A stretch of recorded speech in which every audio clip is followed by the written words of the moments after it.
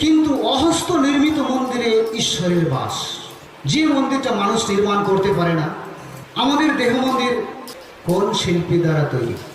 আমাদের এই দেহটা কোন শিল্পী দ্বারা তৈরি? আমরা কিছুদিন আগে দেখলাম কিনা 10, 11, 12, 13 কয়েকটা দিন লাগাতার একটা উৎসব হলো, ধামাকা হলো কিনা?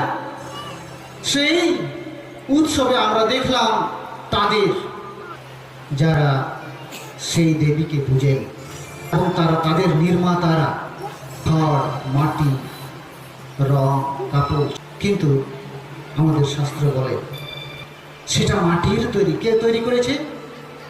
মানুষ তৈরি করেছে। কিন্তু আপনি আমি হলাম ঈশ্বরের মন্দির। এই দেহকে যে সৃষ্টি করেছেন তিনি হলেন সেই নিরাকার ঈশ্বর, যাকে চোখে দেখা যায় না। প্রথমে আমরা সেটা বললাম যে বিশ্বাস হলো এইটা যে অদৃশ্য বিষয়বস্তু প্রমাণ প্রাপ্তি।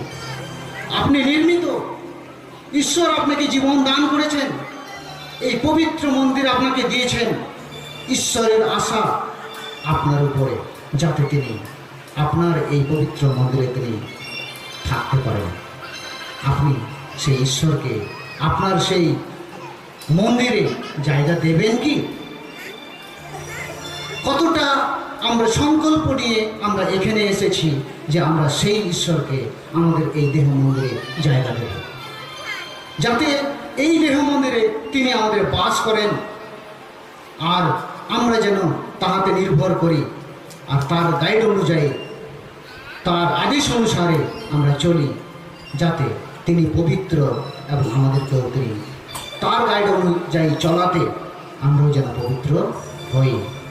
সৃষ্টিকর্তা এবং আমাদের তিনি ডাক্তার, আর আমরা পেশেন্ট।